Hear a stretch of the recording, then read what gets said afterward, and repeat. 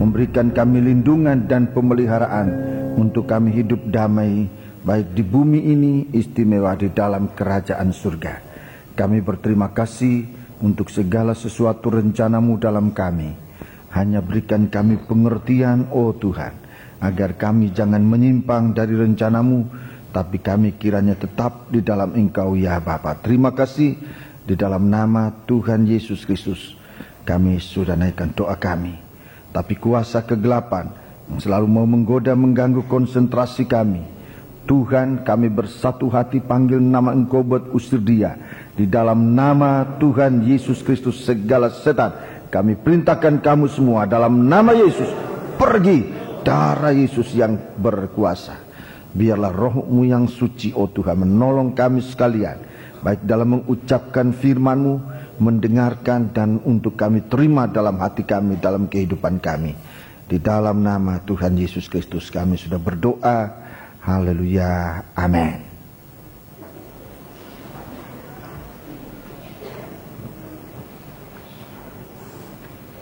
Sidang jemaat yang dikasihi Tuhan, saya menyampaikan salam sejahtera dan selamat berbakti di dalam nama Tuhan Yesus Kristus.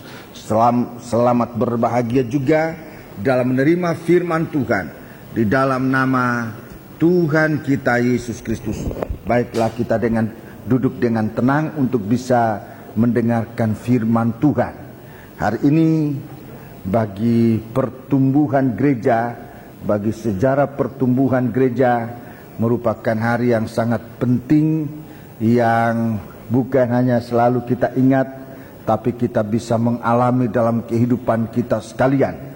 Setelah 10 hari Tuhan Yesus diangkat naik ke surga, maka pada hari yang ke-50 setelah Yesus bangkit dari kubur, maka turunlah Roh Kudus di tengah-tengah sidang jemaat.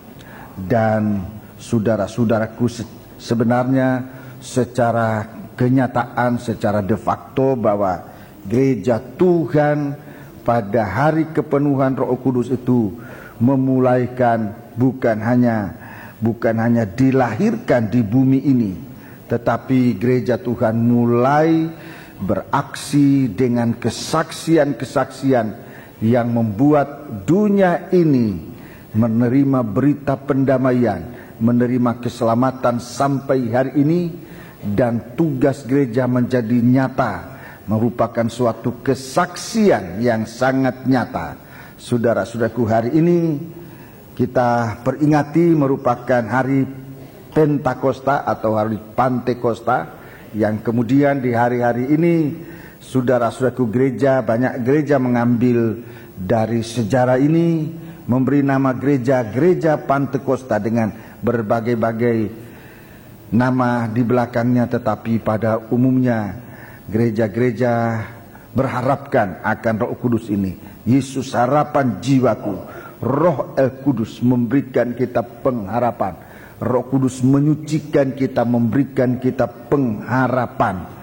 Hari ini saudara-saudaraku, kita akan bersama-sama mendengarkan firman Tuhan yang Tuhan berikan kepada kita, dan mengingatkan kita apa yang menjadi rencana Allah dalam kehidupan kita sekalian. Di dalam Kisah Rasul pasal yang kedua, saya tunjukkan kepada saudara Kisah Rasul pasal kedua.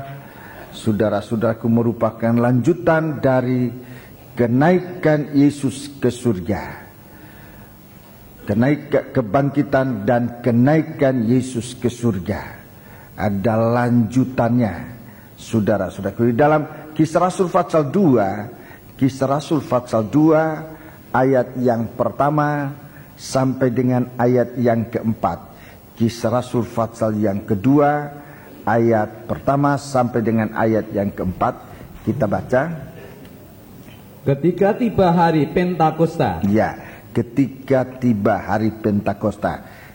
Nama inilah yang kita pakai, banyak gereja menggunakan nama ini, hari Pentakosta. Lalu saudaraku, gereja-gereja banyak yang menggunakan nama ini, gereja Pentakosta. semua orang percaya berkumpul di satu tempat. Iya, semua orang percaya berkumpul di satu tempat. Dalam ayat yang ke-15 pasal 1, tolong dibaca. Orang percaya ini di sana disebutkan jumlahnya. Pada hari-hari itu, berdirilah Petrus di tengah-tengah saudara-saudara yang sedang berkumpul itu, kira-kira 120 orang banyaknya, lalu berkata, Ya, 120 orang. Ini suatu perkembangan dari murid-murid yang tadinya hanya 12 murid. Kemudian yang satu gugur, itulah Yudas. Tapi dalam pasal 1 ini Yudas diganti dengan Matias. Sehingga 12 itu dalam peningkatannya menjadi 120 murid. Inilah pertama orang disebut orang-orang percaya dalam satu kesatuan. Saya perlu menyampaikan ini, saudara-saudaraku, sebab ini ada kaitan dengan hari kedatangan Yesus yang kedua. Seperti kamu melihat Ia naik ke surga, demikian juga kamu akan, dengan cara yang demikian juga Ia akan datang kembali. Dia demikian juga akan datang kembali. Dalam ayat 11, coba kita lihat ayat 11 pasal 1. Dan berkata kepada mereka, hei orang-orang Galilea, mengapakah kamu berdiri melihat ke langit? Ya. Yesus ini yang terangkat ke surga meninggalkan kamu, akan datang kembali dengan cara yang sama seperti kamu melihat Dia naik ke surga. Iya, Rasul Paulus menjelaskan dalam 1 Tesalonika pasal 4, Yesus akan turun dari surga, menjemput mempelainya di awan-awan yang permai. Saat itu orang mati dibangkitkan lebih dahulu. Orang mati dalam Tuhan dibangkitkan lebih dahulu.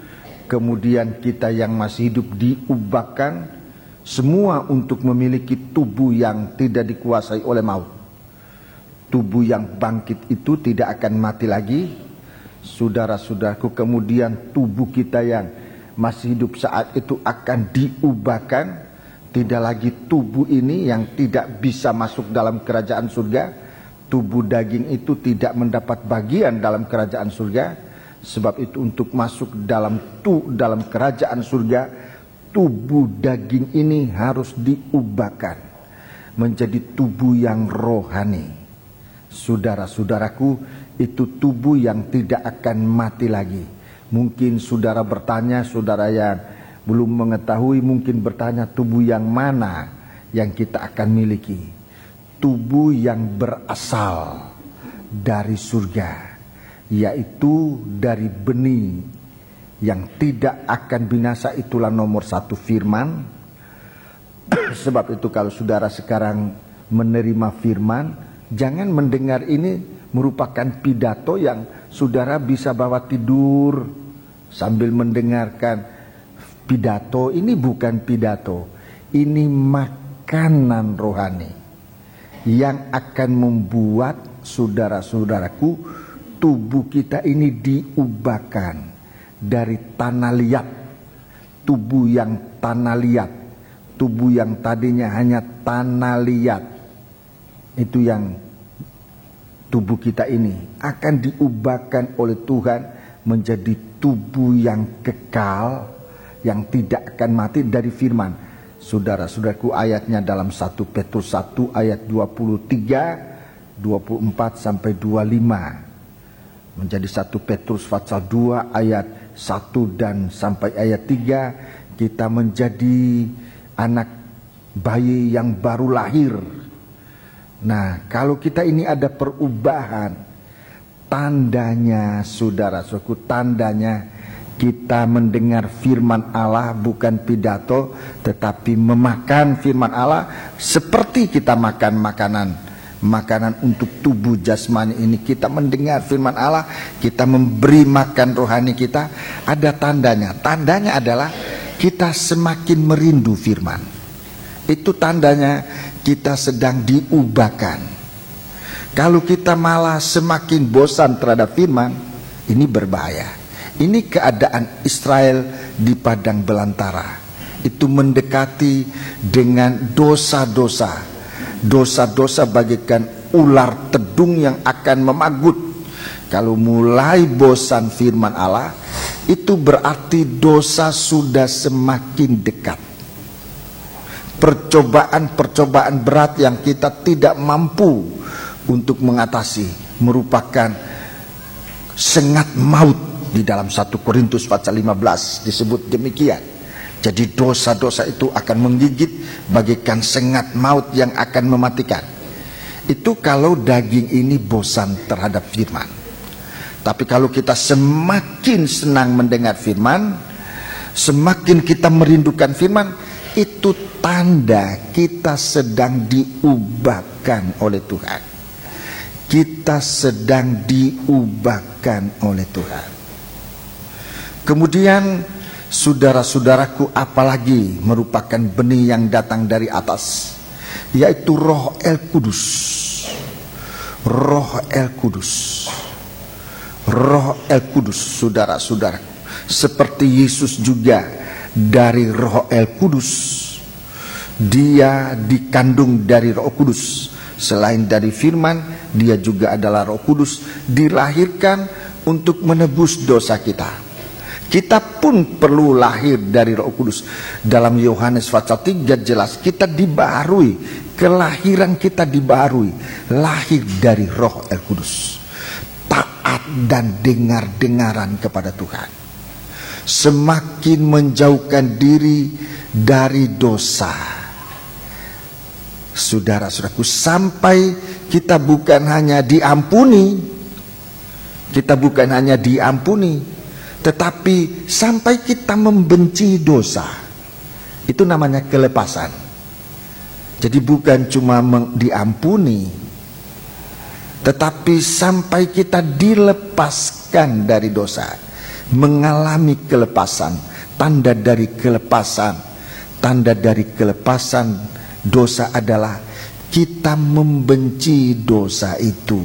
Itu tandanya, saudara-saudaraku. Dan kalau kita membenci dosa, tidak sulit untuk melakukan firman, tidak sulit untuk dengar-dengaran kepada Tuhan, tidak sulit.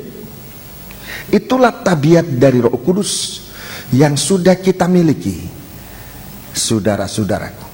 Itu tabiat dari Roh Kudus, membuat kita taat dengar-dengaran kepada Tuhan. Kemudian apa yang datang dari surga? Kalau semakin kita dengar-dengaran, semakin kita suka melakukan firman Tuhan, kasih kita kepada Allah semakin tumbuh, semakin berkembang, sehingga hidup kita nanti menjadi hidup oleh firman, oleh Roh Kudus di dalam kasih Allah. Inilah tubuh yang tidak akan mati. Saudara-saudaraku, hari ini saudara-saudaraku, dalam hari Pantekosta ini kita membaca 120 murid. 120 murid berkumpul di satu tempat. Saudara-saudaraku, tempat itu jelas dalam ayat yang kita baca pasal 1. Tempat itu saya tunjukkan dulu tempat itu. Pasal 1 Kisah Rasul ini. Pasal 1 ayat 12. Maka kembalilah rasul-rasul itu ke Yerusalem dari bukit yang disebut Bukit Zaitun. Ya, Bukit Zaitun. Terus? Yang hanya seperjalanan sabat jauhnya dari Yerusalem. Sekarang Bukit Zaitun itu sudah berada di Yerusalem. Itu Yerusalemnya dalam perkembangannya sekarang. Dulu memang di luar kota Yerusalem. Orang di sana menyebutkan Yerusalem tua. Tetapi sekarang Bukit Zaitun itu sudah di dalam kota Yerusalem yang sekarang, yang dikunjungi oleh seluruh bangsa dari dunia ini. Ayat 13. Setelah mereka tiba di kota, naiklah mereka ke ruang atas tempat mereka menumpang. Ya, jadi di kota di Yerusalem ini mereka naik ke atas, di atas loteng. Saudara-saudaraku, loteng ini masih ada sampai sekarang, saudara-saudaraku. Loteng tempat berkumpul ini, kami sempat mengunjungi tempat itu, dan saudara-saudaraku memang cukup luas tempat itu untuk 120 murid. Itu masih menampung, masih bisa menampung. Terus mereka itu ialah Petrus dan Yohanes, Yakobus dan Andreas, Filipus dan Thomas, Bartolomeus dan Matius, Yakobus bin Alfeus dan Simon bin Selot dan Yudas bin Yakobus. Perhatikan ayat 14. Mereka semua bertekun dengan sehati dalam doa bersama-sama dengan beberapa perempuan serta Maria ibu Yesus dan dengan saudara-saudara Yesus. Iya, terima kasih. Jadi kita melihat, saudaraku, bagaimana suatu cerita ini bukan perumpamaan, tapi suatu cerita yang pengaruh nubuatnya sampai sekarang ini kita rasakan di seluruh dunia.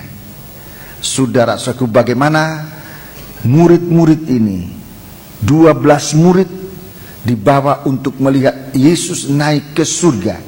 Suatu keajaiban sedang terjadi.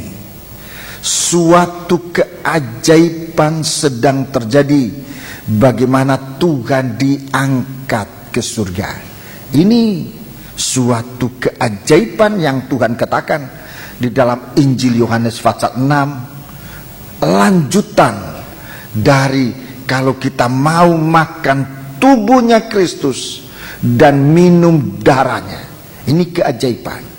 Keajaiban dilanjutkan dengan bagaimana kita bisa melihat Yesus naik ke surga.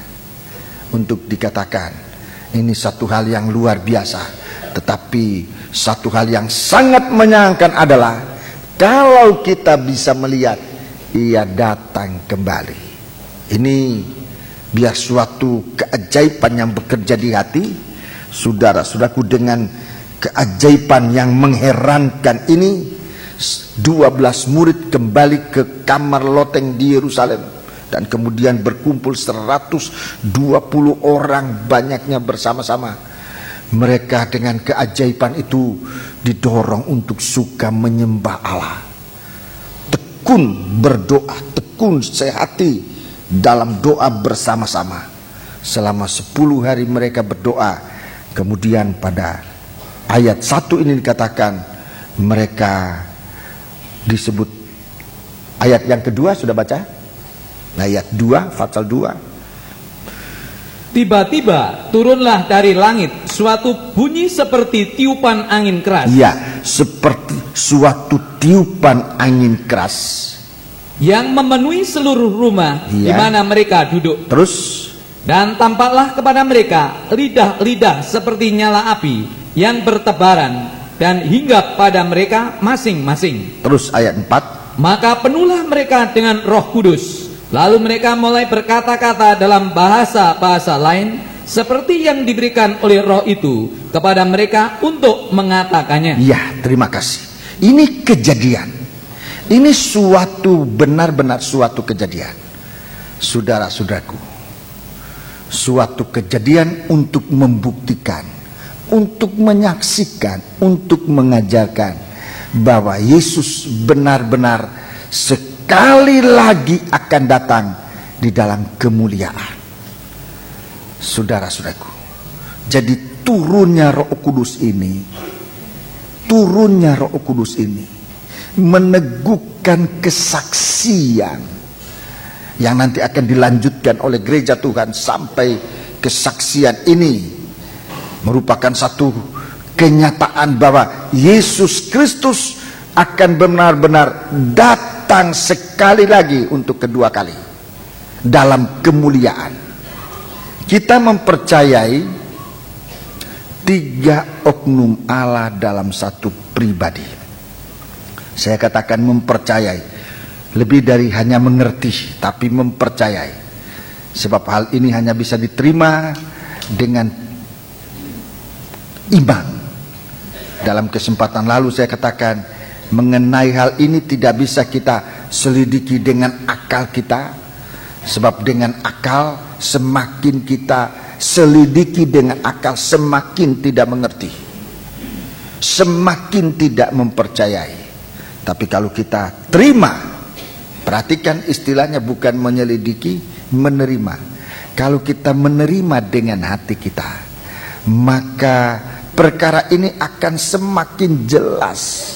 Sebab perkara ini akan dinyatakan kepada orang percaya dalam terang benderang.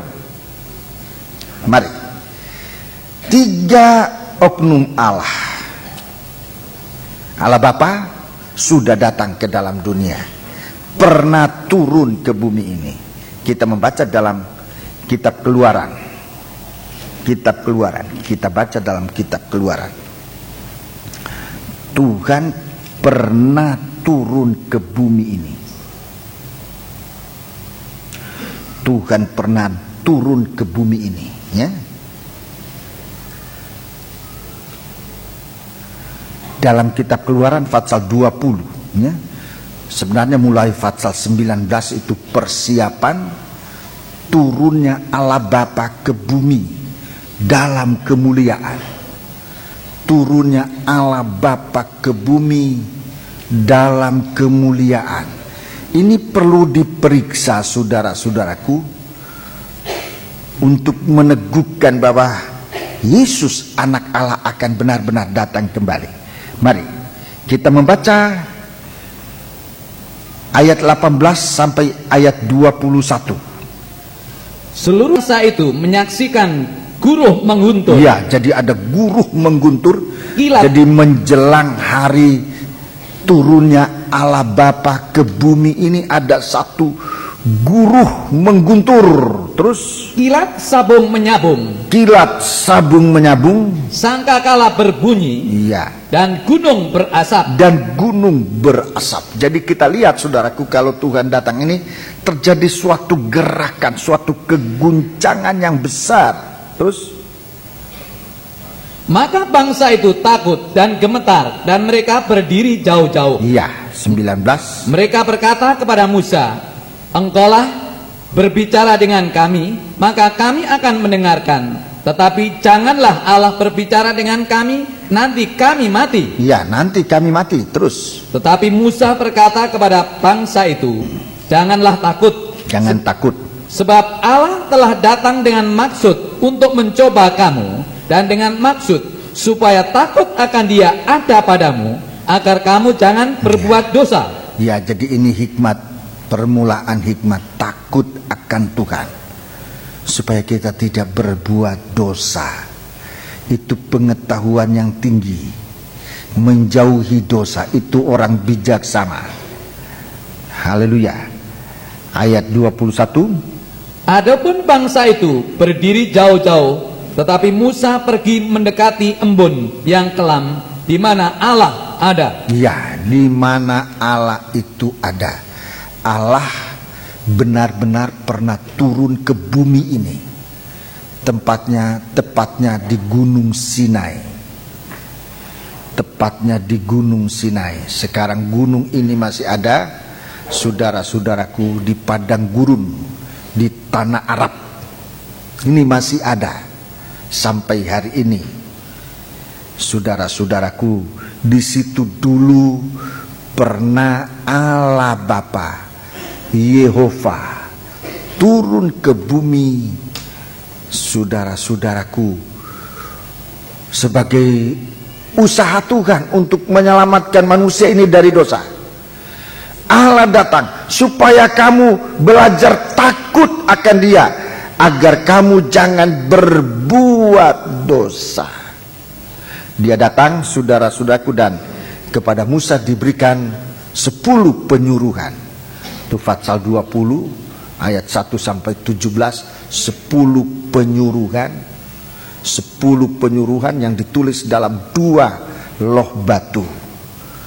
Itu waktu Allah Bapa turun, saudara-saudaraku. 10 penyuruhan ini dibawa oleh Musa di dalam 2 loh batu.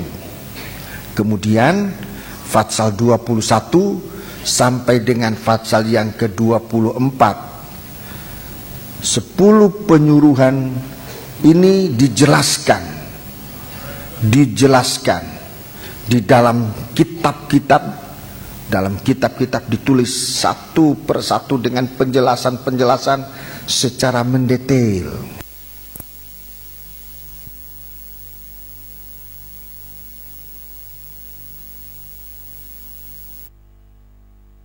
Dalam dua loh batu itu bicara dalam hati kita untuk dipercayai, itu nomor satu. Itu dua loh batu, dua hati, itu hati kita.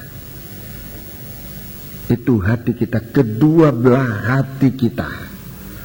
Saudara-saudaraku, mungkin hati ini lebih dalam susunan tubuh manusia mungkin lebih mendekati dengan jantung hati dan saudara-saudara, tetapi sesungguhnya hati yang sesungguhnya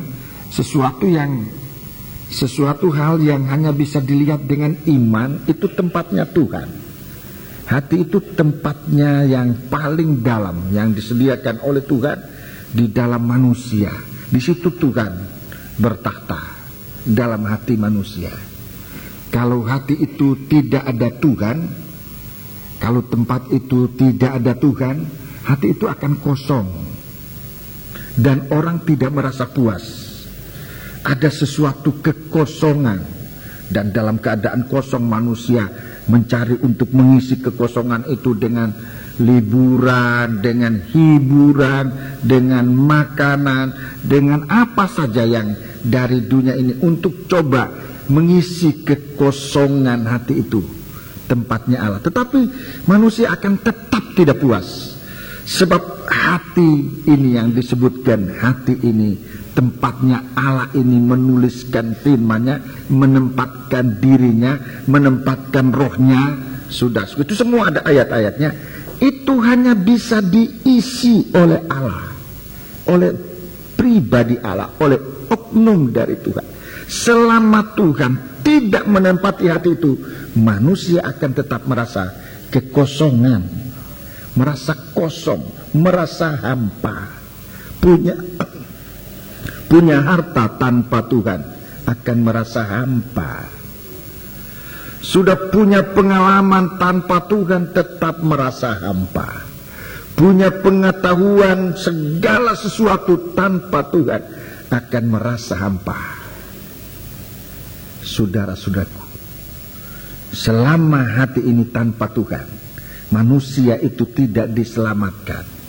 Sebab itu Tuhan katakan, apa yang dapat dipakai oleh manusia untuk mengisi kekosongan? Saudara-saudaraku, apa yang bisa digantikan oleh Tuhan, oleh manusia untuk membayar segala keselamatan ini? Dunia dan segala isinya tidak mampu untuk mengisi kekosongan itu, untuk membayar keselamatan. Nah, ini Tuhan menempati. Kemudian surat-surat atau kitab-kitab, lembaran-lembaran, itu bicara dari firman di dalam kehidupan kita sehari-hari. Jadi firman ini ada di dalam hati itu nomor satu, tetapi juga kelihatan dalam kehidupan kita sehari-hari. Dapat dilihat, dapat dibaca oleh orang bahwa kita ini memiliki Tuhan. Jadi ini yang pertama, saudara. Allah Bapa sudah datang ke dalam dunia ini. Tanda-tandanya hampir sama, saudaraku. Ada kesamaan, guru mengguntur, ada kilat, ini api, sabun menyabung, ada api, sabun menyabung, ada sangkakala, ada gunung berasap. Ini tanda waktu Allah Bapa turun ke bumi ini.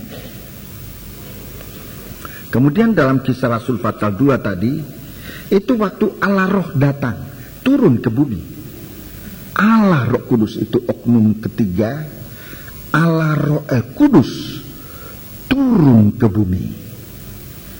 Allah Roh Kudus turun ke bumi. Tanda-tandanya, saudara-saudaraku, hampir ada kesamaan, bukan hampir, tapi ada kesamaan dengan waktu Bapa Allah Bapa turun di atas bukit, di atas gunung Sinai. Di sini di atas loteng. Saudaraku, mereka berkumpul di atas loteng. Mereka berkumpul dalam satu tempat di atas loteng. Tiba-tiba turunlah dari langit suatu bunyi. Ini guruh yang mengguntur, saudara-saudara. Suatu bunyi seperti tiupan angin keras. Jadi ada guru mengguntur. Saudara-saudaraku, satu guncangan seperti tiupan angin keras memenuhi seluruh manusia itu di mana mereka duduk. Ayat 3, tampaklah kepada mereka lidah-lidah seperti nyala api. Lidah-lidah seperti nyala api bertebaran di atas gunung Sinai, kilat sabung menyambung. Ini di atas setiap pribadi ada api, saudara. Ada lidah-lidah seperti nyala api. Sama, ada kesamaan, saudara-saudara. Kemudian penuhlah mereka dengan Roh Kudus, ayat 4. Lalu mereka mulai berkata-kata. Ada bunyi suara, ada bunyi nafiri, ada bunyi suara. Saudara-saudara, kalau kita dalam kepenuhan Roh Kudus, gejala-gejala ini ada. Jadi nanti kalau ada saudara dipenuhkan oleh Roh Kudus, tidak usah kaget. Saudara diguncangkan, saudara merasa ada satu gerakan. Biasanya mulai dari dalam perut, dari perut dia bergerak, saudara-saudara. Seluruh tubuh bergerak. Ada yang memang begitu kuat guncangan itu, ada yang tidak tahan, ada yang terbanting dan sebagainya. Tidak usah mengherankan kalau saudara bandingkan betapa besar saya melihat rumah loteng di mana orang-orang itu berada, kelihatan kokoh kuat. Itu waktu itu diguncangkan. Lebih dari itu, bayangkan waktu Allah Bapa turun, itu gunung yang besar bisa guncang, bisa berguncang. Gunung Sinai, gunung batu itu Sinai, bisa berguncang. Apalagi tubuh kita ini. Kalau Tuhan datang di dalam kehidupan kita, kita tidak bisa mampu untuk tahan. Bagaimana kuasa Allah itu masuk dalam kehidupan kita. Kalau firman Allah, kalau kasih Allah, kalau Roh Allah masuk dalam kehidupan kita, bagaimana kita digentarkan oleh Tuhan, saudara-saudara. Jadi ini saksi yang kedua. Allah Bapa sudah pernah turun ke bumi ini. Kemudian Allah Roh Kudus. Jadi dua oknum sudah pernah datang ke dunia. Sejarahnya ada. Ini sejarah gereja. Kalau saudara mau periksa sejarah gereja, jangan lepas dari Kisah Rasul. Kisah Rasul ini adalah sejarah gereja yang ditulis di dalam Alkitab. Kitab di atas segala kitab. Itu sejarah yang benar-benar kuat, saudara-saudara. Bahwa gereja Tuhan dimulai di dunia ini. Gereja Tuhan dimulai di dunia ini dengan turunnya Roh Kudus. Sehingga zaman gereja disebut juga zaman Roh Kudus. Bersamaan dengan turunnya Roh Kudus di bumi ini, gereja Tuhan terbentuk untuk berjalan. Dalam sejarah gereja mengalami suatu kemerosotan. Di zaman abad-abad pertengahan, gereja mengalami kemerosotan sebab terlalu banyak bercampur waktu itu pengaruh kuasa dunia, kaisar-kaisar dengan segala kekejaman. Saudara-saudaraku, membuat orang-orang beriman Banyak yang saudara-saudaraku merosot beberapa abad-abad pertengahan, tetapi menjelang hari-hari kedatangan Tuhan, gereja mulai bangkit kembali dengan kuasa Roh Kudus itu. Saudara-saudaraku, di hari akhir dari gereja Tuhan ini bangkit lagi dengan kuasa Roh Kudus ini. Gereja Pantekosta seperti kembali pada awalnya. Gereja pada hari terakhir ini akan merupakan suatu gerakan besar menjelang hari kedatangan oknum Allah yang kedua, itulah anak Allah. Ya, anak Allah akan datang. Tidak sama seperti waktu ia lahir menjadi manusia, tidak sama. Tapi kali yang kedua ini dia akan datang dalam kemuliaan. Jadi seperti Bapa datang dalam kemuliaan, Allah Roh datang dalam kemuliaan, anak Allah juga akan datang dalam kemuliaan. Anak Allah ini akan datang dalam kemuliaan. Gejalanya nanti akan sama. Gejalanya akan sama. Coba kita membaca sekarang dalam kitab Wahyu pasal yang ke-19 itu. Kitab Wahyu pasal yang ke-19. Kitab Wahyu pasal yang ke-19. Jadi ada satu gerakan besar nanti. Kitab Wahyu pasal 19. Ini tentang datangnya anak Allah dalam kemuliaan. Ini yang sedang dinantikan oleh gereja Tuhan. Kita baca ayat yang ke-11. Pasal 19 kita baca ayat 11. Saya mohon kita tekun untuk memeriksa Alkitab ini. Lalu aku melihat surga terbuka, sesungguhnya ada seekor kuda putih, dan ia yang menungganginya bernama Yang Setia dan Yang Benar. Ia menghakimi dan berperang dengan adil. Iya, terima kasih. Sesungguhnya kita harus membaca kalimat pertama itu dengan penuh perhatian, sebab ini harusnya bisa menarik hati kita. Lalu aku melihat surga terbuka. Lalu aku melihat surga terbuka. Saudara-saudaraku, ini hal yang luar biasa, melihat surga terbuka. Dari mana nanti Tuhan ini akan datang? Bicara tentang surga terbuka, ini menunjukkan saat di mana anak Allah dalam kemuliaannya akan menyatakan diri. Anak Allah dalam kemuliaannya akan menyatakan diri. Dia satu pribadi, disebut dialah yang setia dan yang benar. Bagaikan seorang, dikatakan, aku melihat seekor kuda putih, ia yang menungganginya bernama Yang Setia dan Yang Benar. Ini bicara tentang Yesus datang tampil ke bumi ini nanti. Tampilnya Yesus ke bumi dengan gagah perkasa. Dia seorang gembala agung, saudara-saudaraku, disebutkan dia disebut seorang gembala, tapi dia juga seorang raja. Saudara-saudaraku, raja di atas segala raja, tuan di atas segala tuan. Dia adalah seorang gembala, dia seorang imam besar, saudara-saudaraku, dalam segala kewenangannya untuk melakukan segala sesuatu untuk menolong manusia di bumi ini, saudara-saudaraku. Dan terjadi suatu gerakan besar, terjadi suatu gerakan yang besar.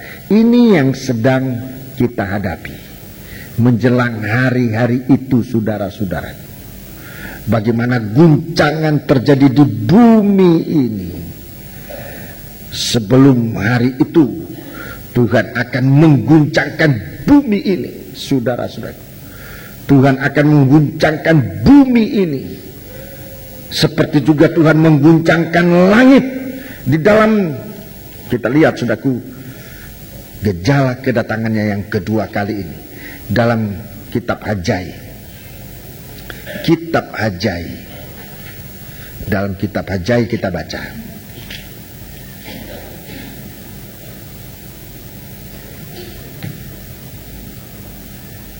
Kitab Hagai pasal yang kedua.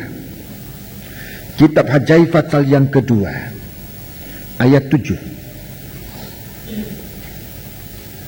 Sebab beginilah firman Tuhan semesta alam. Ya. Sedikit waktu lagi, maka aku akan mengoncangkan langit dan bumi, laut dan darat. Ya, langit dan bumi, laut dan darat. Ini membuatkan tentang kedatangan Yesus sebagai anak Allah dalam kemuliaan, bukan sebagai anak domba yang akan disembelih, tetapi dia akan datang dalam kemuliaan sebagai mempelai laki-laki, anak domba Allah menjadi mempelai masuk dalam pernikahan. Dalam Wahyu 19, aku akan mengguncangkan, terjadi suatu guncangan di langit, di bumi, laut dan darat. Laut dan darat, jadi ada guncangan. Jadi kalau kita melihat sekarang di bumi terjadi guncangan, dalam iman terjadi guncangan, dalam laut terjadi guncangan. Bicara tentang laut, saudara-saudara, kita sudah mendengar penjelasan binatang keluar dari laut itu, bicara tentang guncangan ekonomi yang dikuasai oleh antikris.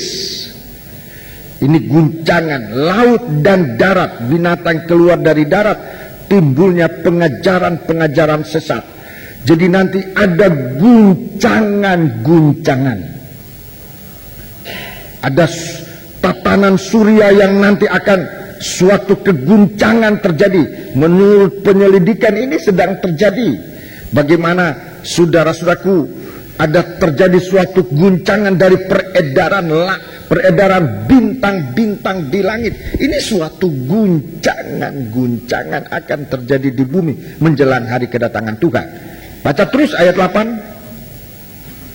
Aku akan menguncangkan segala bangsa. Ya, segala bangsa, suku bangsa dan bahasa akan guncang. Terus, sehingga barang yang indah-indah kepunyaan segala bangsa akan mengalir, maka aku akan memenuhi rumah ini dengan kemegahan firman Tuhan semesta alam. Ya, terima kasih. Jadi suatu guncangan di antara bangsa-bangsa. Dari bangsa-bangsa ini dikatakan akan mengalir barang yang indah-indah, kepunyaan segala bangsa untuk memenuhi,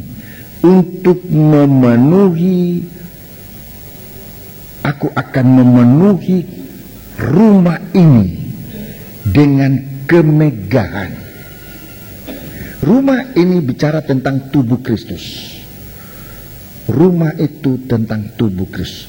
Istilah memenuhi itu menggenapkan. Tidak ada yang kosong, tidak ada yang lowong. Seperti Tuhan mengatakan dalam perjamuanku ini, semua tempat harus diisi. Semua tempat harus diisi. Ini bicara tentang pembangunan tubuh Kristus. Jadi gerakan ini, gerakan pembentukan tubuh Kristus, sehingga segala sesuatu yang belum terisi itu harus diisi. Harus diisi. Jangan ada tempat yang lowong di dalam tubuh Kristus. Perhatikan, tubuh Kristus ini terdiri dari jabatan-jabatan anak Allah. Itu tubuh Kristus. Itu sel-sel dalam tubuh Kristus punya jabatan, punya tugas. Coba lihat kehidupan, coba lihat saudara punya tubuh ini. Coba lihat, sehelai bulu roma itu pun ada gunanya. Ini tidak secara kebetulan tumbuh. tidak secara kebetulan.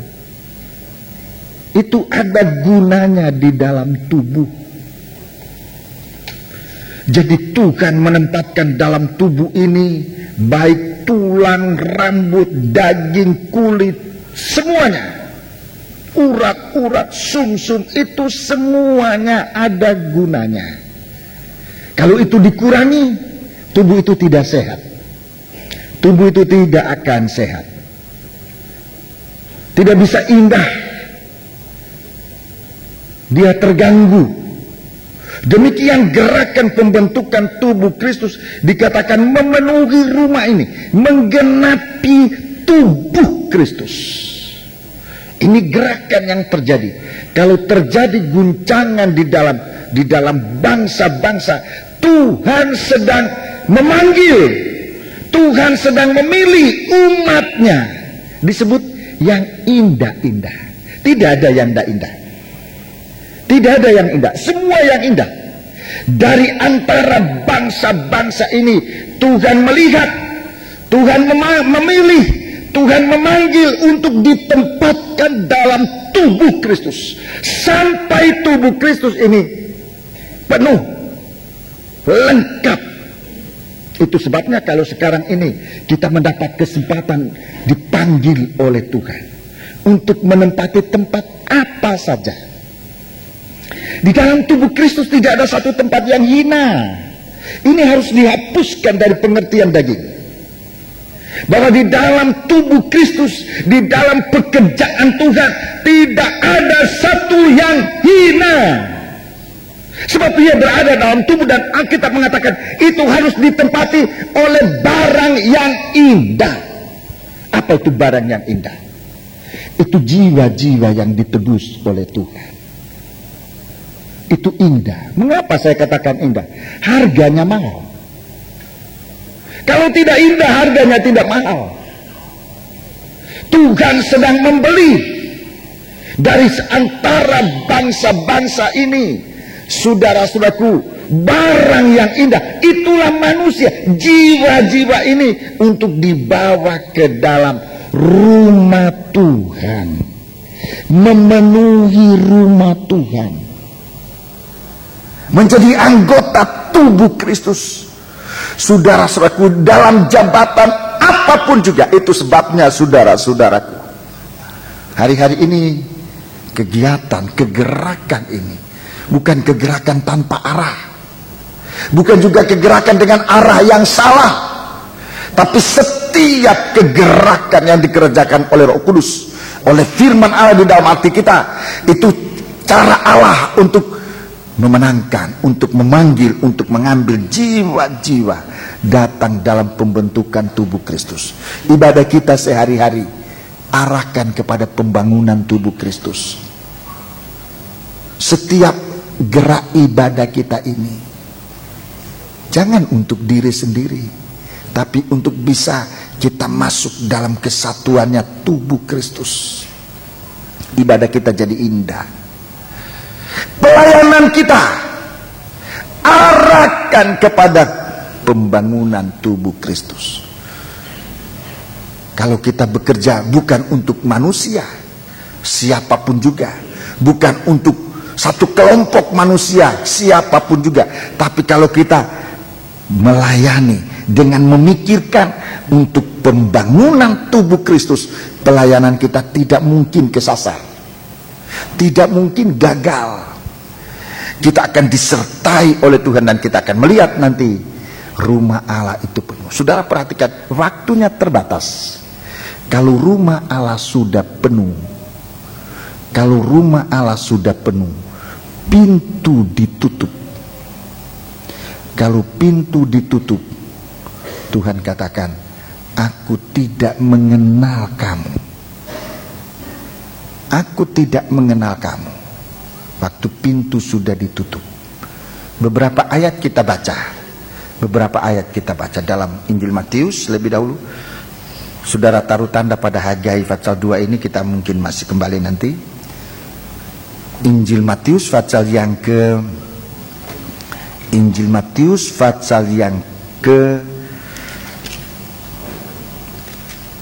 7. Injil Matius pasal yang ke-7. Ini bahagian khotbah dari Tuhan di atas bukit. Ini bahagian khotbah dari Tuhan di atas bukit.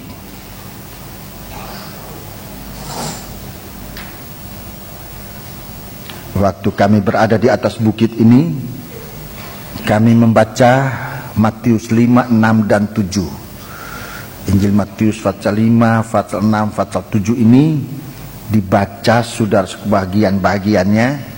Kemudian kami berdoa dan kita merasakan hadirat Tuhan. Di saat itu memang tempat itu saudara-saudaraku dipilih oleh Tuhan, di mana dia berkhotbah. Mari kita membaca ayat 21. Bukan setiap orang yang berseru kepadaku, Tuhan, Tuhan, akan masuk ke dalam kerajaan surga. Iya. Melainkan dia yang melakukan kehendak Bapa-Ku yang di surga. Iya, kehendak Tuhan bagaimana kita ini masuk dalam tubuhnya. Jadi ibadah jangan sekedar ibadah. Ibadah tanpa arah, nomor 1 dijaga. Ibadah tanpa arah.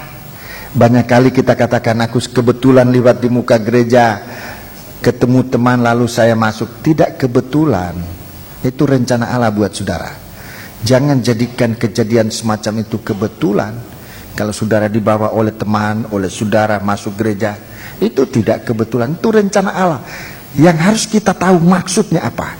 Kalau kita tahu maksud Allah, kita akan bisa menggunakan kesempatan dalam rumah Allah, menempati tempat dalam rumah Allah yang jangan nanti diambil oleh orang lain. Saudara-saudaraku, baca terus. Pada hari terakhir banyak orang akan berseru kepadaku, Ya. Tuhan, Tuhan, bukankah kami bernubuat demi namamu? Ya, bernubuat ini sama dengan berkhotbah. Orang berkhotbah itu sama dengan bernubuat.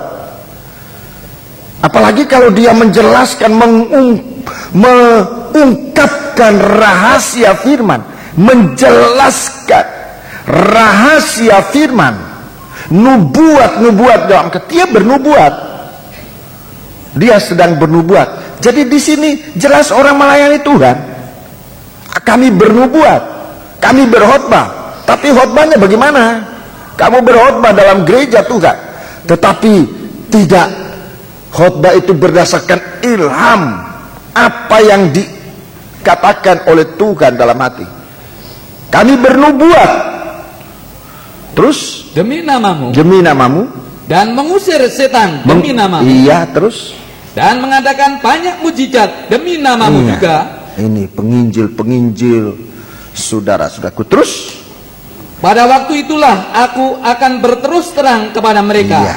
dan berkata, aku tidak pernah mengenal kamu.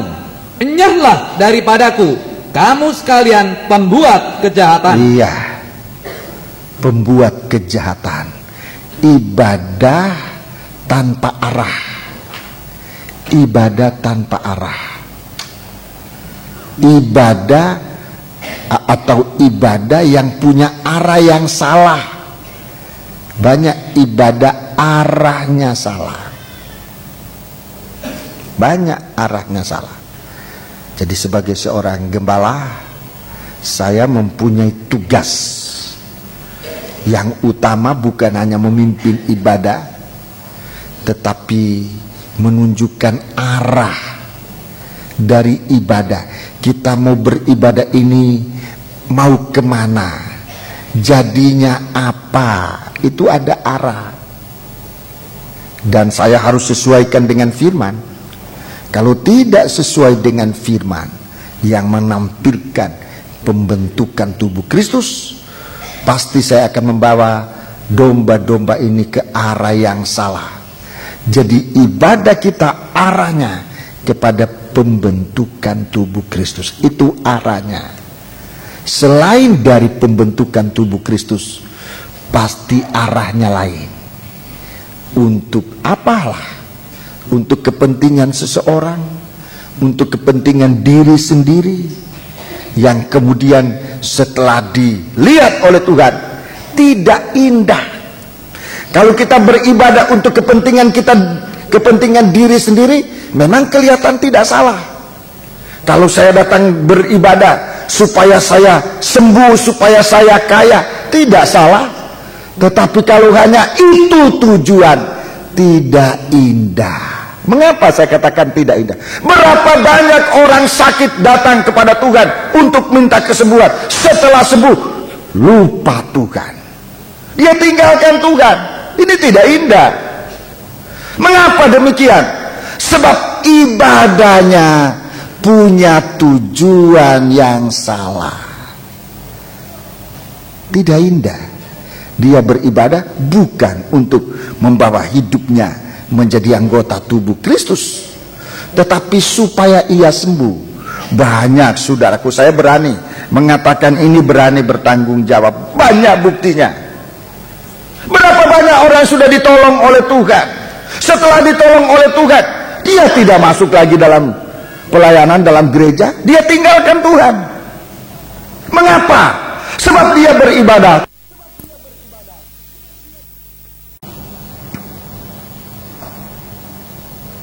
Bro, doakan supaya saya ada usaha ini, saya punya lamaran supaya diterima. Pendeta banyak berdoa, tetapi yang harus kita tahu bahwa doa itu arahnya kemana. Setelah didoakan, pekerjaannya diberkati, dia diterima bekerja, lupa Tuhan, tidak sempat masuk gereja lagi. Alasannya banyak alasannya. Tetapi akhirnya kesimpulannya setan menghalangi dia. Dia tidak lagi datang, tidak lagi memikirkan tentang bahwa dia itu digiring oleh Tuhan dalam guncangan semacam itu, digiring oleh Tuhan untuk masuk dalam rumah Allah, supaya rumah Allah dipenuhi dengan barang-barang yang indah. Semua ini adalah barang-barang yang indah. Kita ini akan merupakan harta yang indah di hadapan Tuhan kalau kita ini menempatkan diri di dalam tubuh Kristus sebagai anggota tubuh Kristus. Perhatikan, saya gunakan istilah anggota tubuh Kristus, bukan anggota organisasi. Kesaksian ibu pendeta tadi, ini ibu yang saksi tadi, ibu pendeta, ya, dia bicara tentang GPT, itu organisasi. Memang kalau GPT saja saudara organisasi, kita harus tingkatkan di dalam atau di belak di yang menjadi backing dari GPT ini harusnya pembentukan tubuh Kristus. Itu kegiatan dari GPT. Itu kegiatan dari kabar mempelai untuk pembentukan tubuh Kristus. Kalau hanya sampai organisasi, sama aja. Tadi menyebut GDI, GPT, saya sesungguhnya tidak setuju kita bicara soal organisasi dalam kebaktian ini. Sebab kalau organisasi sama aja, penyakitnya sama. Penyakitnya sama. Tapi kalau kita datang dalam rencana pembentukan tubuh Kristus, memang ada penyakitnya, memang ada kurangnya, tapi begitu kita berada di situ, Tuhan tempatkan kita untuk tetap. Jadi perhatikan di sini, saudara-saudaraku.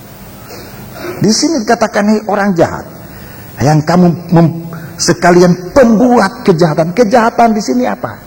Ibadah untuk diri sendiri, atau ibadah tanpa arah. Pelayanan tanpa arah, pelayanan dengan arah yang lain untuk mendapatkan kekayaan, untuk mendapatkan, sekalipun itu tidak salah, itu tidak salah. Saya tidak mungkin mengatakan kalau saudara berbakti diberkati, kalau saudara berbakti kemudian diberkati, oh itu salah. Tidak salah, benar. Tetapi yang akan menjadi indah kalau dengan berkat itu saudara menyatakan arah untuk sampai pada pembentukan tubuh Kristus dan setia dan benar di dalam tubuh Kristus. Itu indah. Itu yang indah. Saudara-saudaraku, saat Yesus akan datang dalam kemuliaan, dia akan melihat tubuhnya dalam keadaan indah. tidak ada satu cacat celah. Dia akan memperhadapkan tubuhnya, itulah gereja Tuhan, dalam keadaan sempurna, tanpa cacat celah. Dia cemerlang di hadapan Tuhan, indah. Saudara-saudaraku, waktunya tidak panjang, waktunya sempit sekali. Kalau tubuh Kristus ini sudah penuh, sudah lengkap, tidak, pintu itu tertutup, tidak ada lagi kesempatan untuk masuk. Matius pasal 25. Matius pasal 25. Injil Matius pasal yang ke-25. Ayat 9. Mulai ayat 9. Tetapi jawab gadis-gadis yang bijaksana itu, tidak, nanti tidak cukup untuk kami dan untuk kamu. Iya, jadi setiap tempat ini, saudara-saudaraku, setiap tempat yang diberikan oleh Tuhan kepada kita itu tepat. Itu tepat, cocok. Tempat itu cocok untuk si A. Cocok untuk si A. Dan kita perhatikan, saudara, kalau kita ditempatkan oleh Tuhan di mana saja, tempat itu untuk kita. Kalau untuk orang lain tidak cocok. Tempat itu untuk kita. Jadi kalau saudara ditempatkan di mana saja, jangan coba-coba untuk menjadi seperti si A atau seperti si B. Tidak cocok. Tempatmu adalah tempatmu, cocok untuk kamu. Sesuaikan diri dengan tabisan, dengan firman Allah. Sekalipun sama-sama tugas itu sama-sama. Umpamanya kedudukan sang raja, sama-sama raja, tetapi bajunya lain-lain. Waktu Daud diangkat menjadi raja, menggantikan Saul, belum diangkat, masih dalam ujian, masih dalam uji. Saul bermurah hati kepada Daud. Kamu mau pergi berperang melawan Goliat. Itu ahli perang. Kamu ini tidak tahu perang dari awalnya. Kamu gembala domba-domba. Kamu cuma gembala domba dari kecilmu sampai sekarang masih kecil. Masih pipimu masih merah-merah. Belum tahu apa-apa, sementara musuhmu itu perang, dia ahli perang. Dikasih bajunya Saul, dikasih helmnya Saul, dikasih sepatunya Saul, semuanya dikasih pakaian sang raja.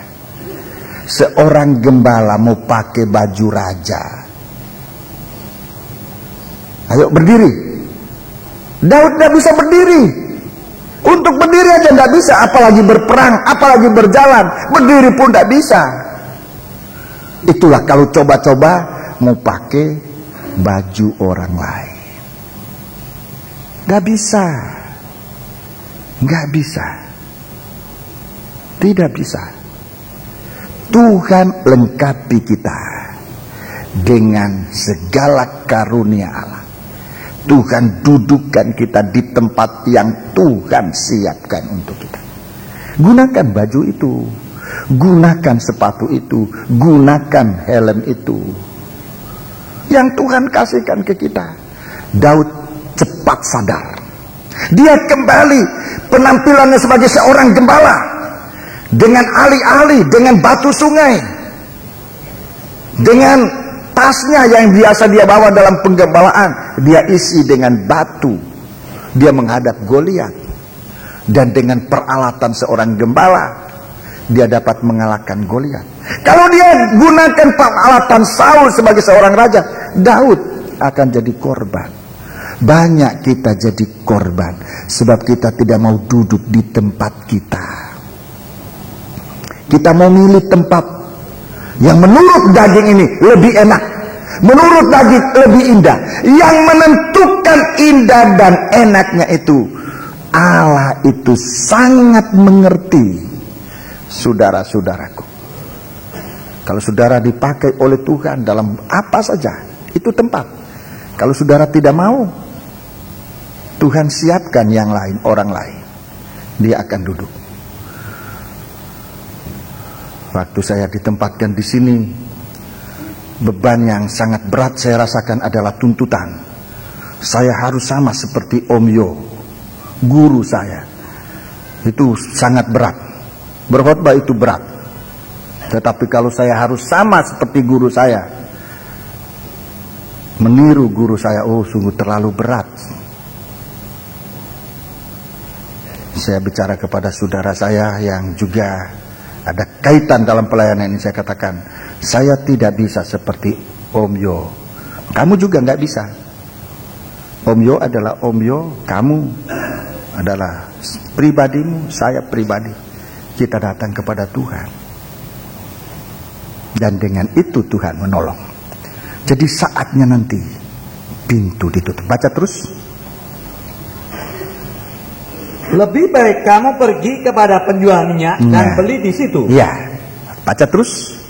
Akan tetapi waktu mereka sedang pergi untuk membelinya, datanglah mempelai itu, dan mereka yang telah siap sedia masuk bersama-sama dengan dia ke ruang perjamuan kawin, lalu pintu ditutup. Nah, ini di garis bawah.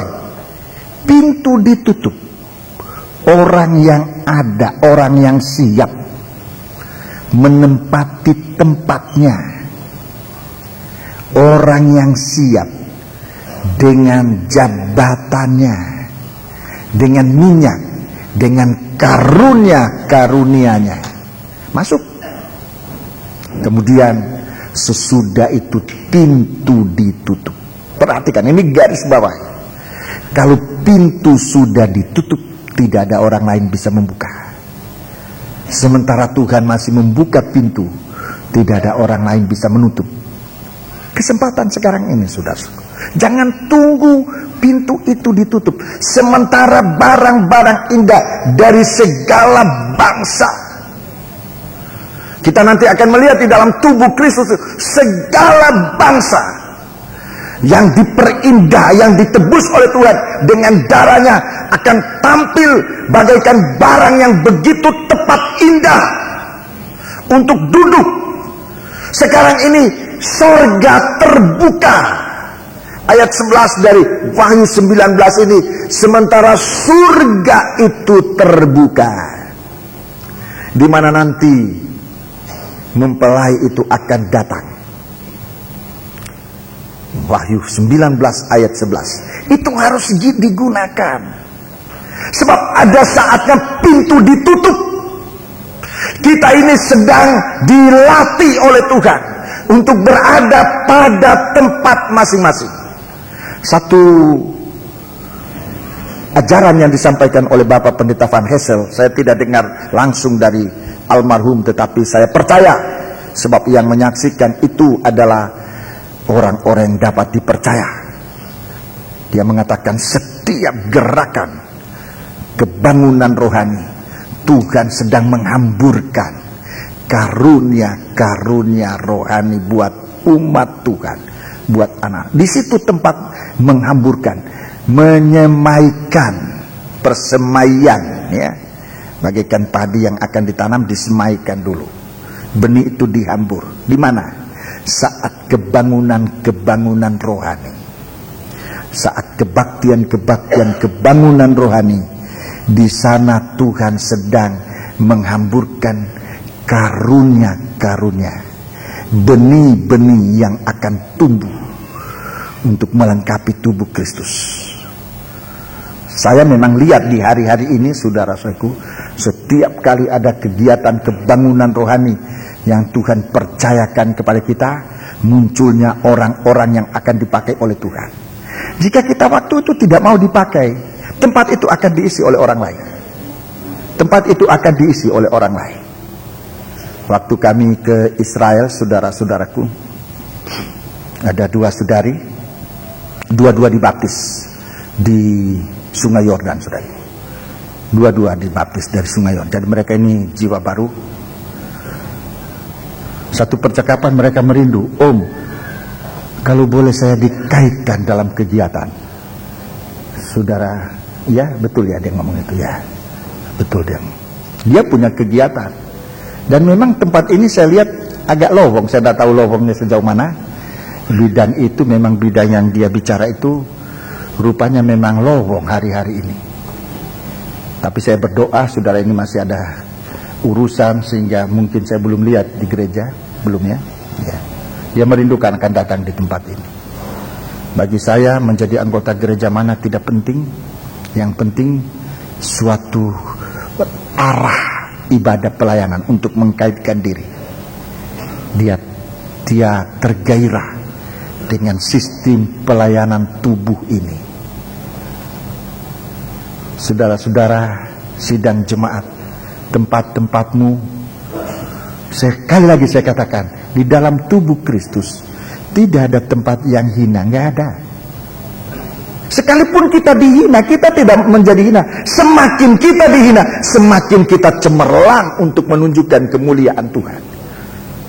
Saudara, kita tidak hina karena dihinakan. Saya mengalami itu, saudara. Kita tidak akan jadi hina karena dihinakan orang. Tetapi semakin kita dihinakan, kemuliaan Tuhan dinyatakan dalam kehidupan kita. Sebab tubuh Kristus itu indah. Di dalam tubuh Kristus tidak ada tempat yang hina. Semakin kita dihinakan dalam tubuh Kristus, semakin sinar kemuliaan Tuhan dinyatakan dalam kita. Waktu Stefanus dilempar dengan batu, dia dihinakan. Sewaktu Yesus dihinakan di atas kayu salib, saat kemuliaan Tuhan. Rasul Petrus mengerti ini. Dia dihinakan sebagai seorang yang tadinya seorang nelayan, dihinakan, tetapi waktu dia tidak menolak hal itu, dia menerima. Orang berpandangan lain, mereka tahu dia bersama. Dan Rasul Petrus dia bicara soal itu, tentang gereja Tuhan, saudara-saudaraku, tentang tempat di dalam gereja Tuhan, itu semua indah. Semakin kita dihinakan, banyak kali kita tidak tahan kalau orang tidak memperhatikan kita. Banyak kali kita tidak tahan kalau orang seakan menyia-nyiakan segala apa tugas, apa pelayanan kita, apa jasa kita, seperti orang tidak menghargai. Di saat semacam itu, saudara-saudaraku, sinar kemuliaan itu dinyatakan di dalam kita. Itu sinar. Dan sinar itu begitu berkuasa. Begitu sinar itu kena seseorang, orang itu juga akan tertolong. Seperti waktu Stefanus dilempar dengan batu, sinar kemuliaan itu ada. Dia punya mata melihat sorga terbuka, dan dia melihat anak Allah berdiri di sebelah kanan Allah. Sinar memancar, sinar kemuliaan. Salah satu berkas sinar yang memancar itu kena Rasul Paulus. Waktu itu dia bernama Saul. Dia berkenan melihat Saul dilempar dengan batu. Masih Saul waktu itu. Dia berkenan. Tapi waktu dia pergi ke Damsyik, saudara-saudaraku, dia punya itu sinar memancar, kena Rasul Paulus. Rasul Paulus diubahkan menjadi indah. Dia yang katanya dulu seorang pembunuh, dia yang katanya dulu seorangnya jahat, dia mendapat kasih karunia. Dia menceritakan tentang kemuliaan Tuhan. Rasul Petrus dalam 1 Petrus pasal 4, saudara catat, 1 Petrus pasal 4 mulai ayat 11, tentang api pencobaan yang akan datang. Dia katakan jangan heran tentang seakan-akan suatu hal yang luar biasa. Tapi kalau kita disengsarakan oleh karena percobaan itu, sinar kemuliaan Tuhan sedang disinarkan dalam kita. Guncangan ini akan membawa umat Tuhan datang kepada Tuhan. Semoga yang saya uraikan ini tidak terlalu berat, tidak terlalu sulit untuk dimengerti. Kita kembali Matius 25 ayat 11. Kita dengar ayat 11. Kemudian datang juga kades-kades yang lain itu dan berkata, Tuhan, Tuhan, bukakanlah kami pintu. Bukan Tuhan, Tuhan. Tuan, kalau tuan-tuan banyak tuan. Ini Tuan. Tuan. Iya begitu. Tuan. Tuan, dia berseru. Satu kali tidak dengar, seru lagi. Tuan. Terus? Bukakanlah kami pintu. Iya, bukakanlah kami pintu. Tetapi ia menjawab, aku berkata kepadamu, Ya. sesungguhnya aku tidak mengenal kamu. Aku tidak mengenal kamu. Karena itu berjaga-jagalah, sebab kamu tidak tahu akan hari maupun akan saatnya. Iya, akan hari dan saat. Berjaga-jaga. Kita nanti dipercayakan ini pelayanan. Agak sulit-sulit pelayanan ini nanti ini. Rasanya semakin dekat datangnya Tuhan ini.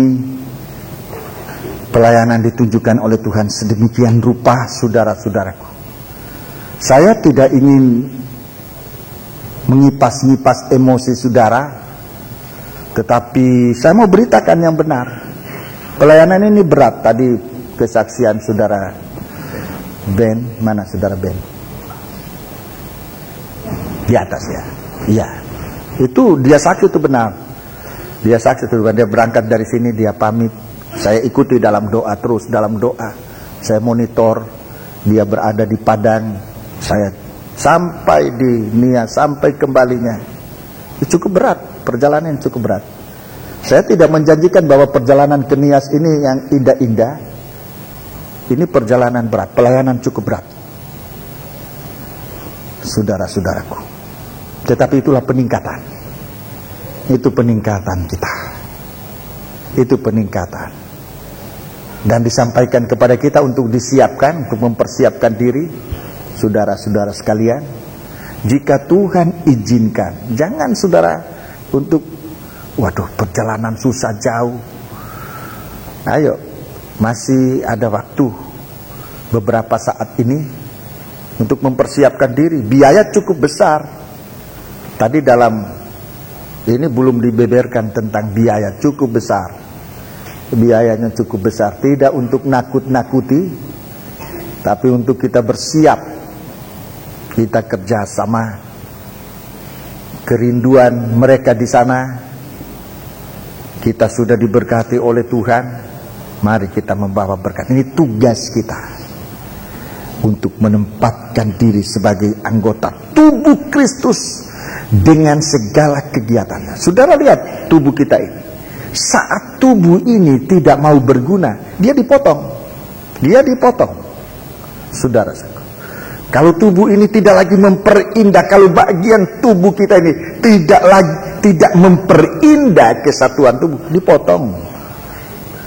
Dan kalau sudah dipotong tidak bisa dipasang kembali. Rambut yang sudah dipotong tidak bisa disambung kembali. Apa ada tukang sambung rambut? Tukang potong rambut ada. Tapi tukang sambung rambut, salah potong disambung, nggak ada.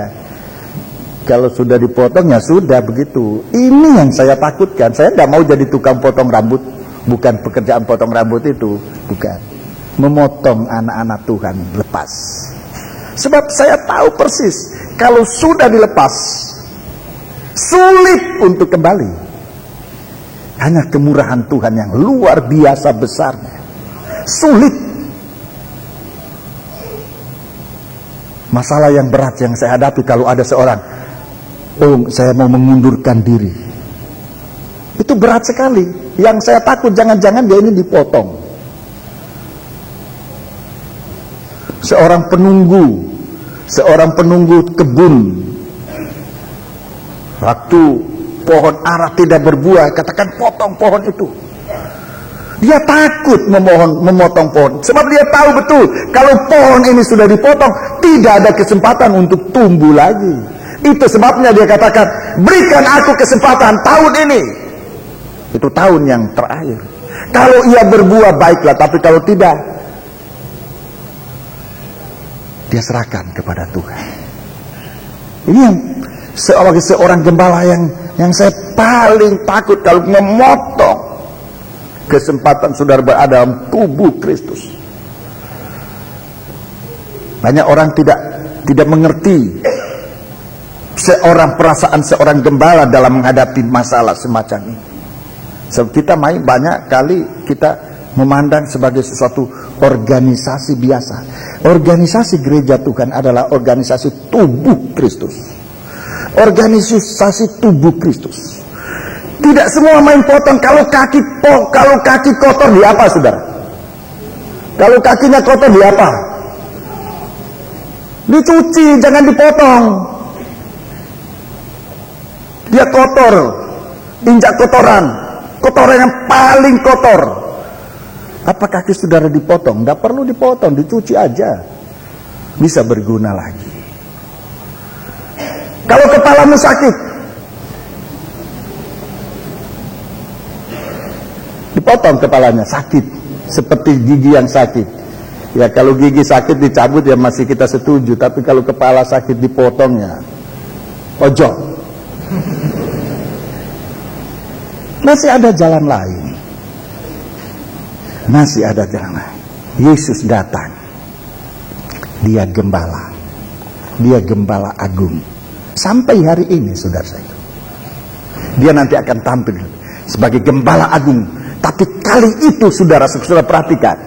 Kalau dia akan tampil yang terakhir, waktu pintu surga dibuka, dia tampil. Kali ini dia disebut sekaligus dia sebagai gembala, sebagai seorang gembala, sebagai seorang imam yang setia dan benar. Dia juga disebutkan raja di atas segala raja. Dia juga disebutkan Tuhan di atas segala Tuhan. Dia tampil dalam kemuliaan. Jangan menunggu waktu pintu tertutup. Sementara pintu dibukakan, mari kita ambil kesempatan.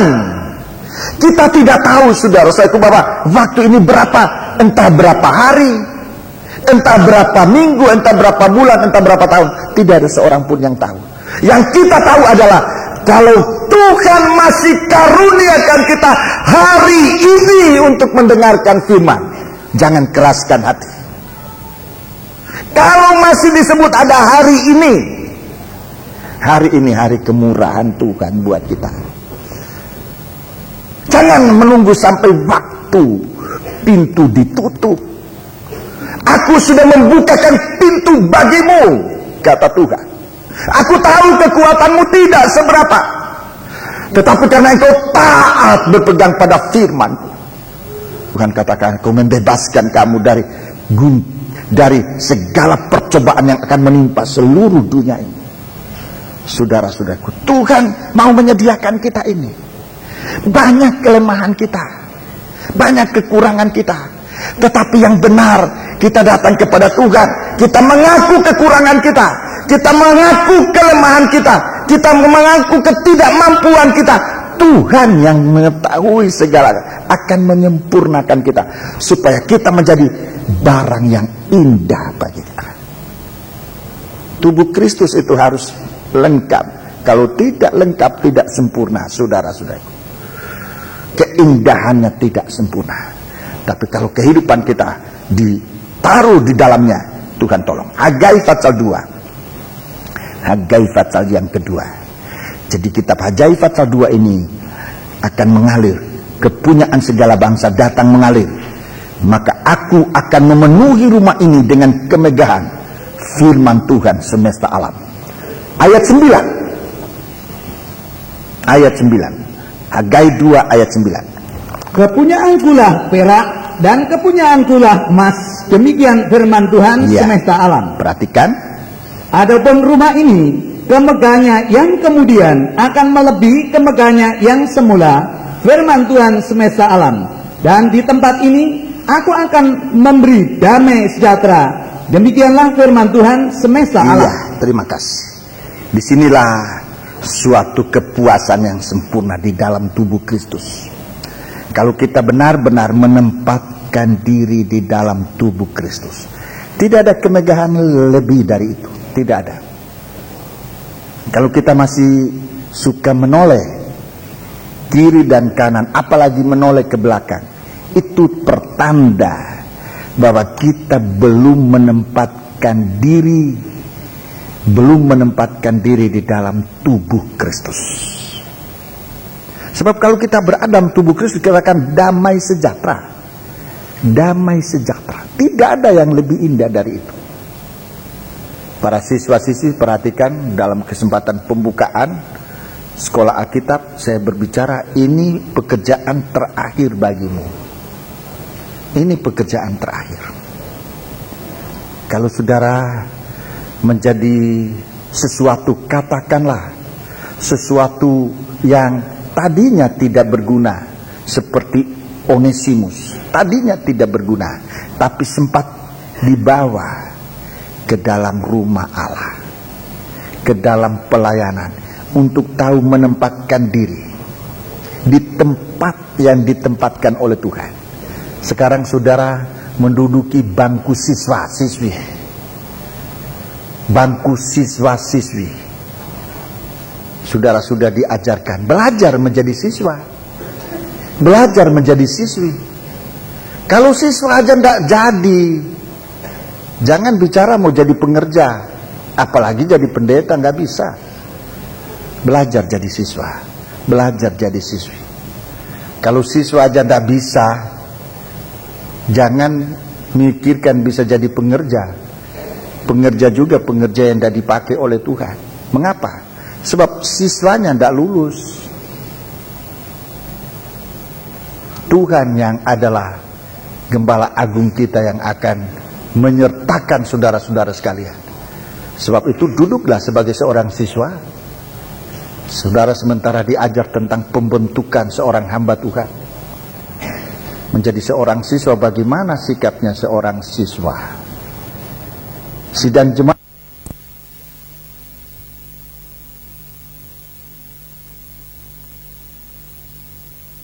Kristus.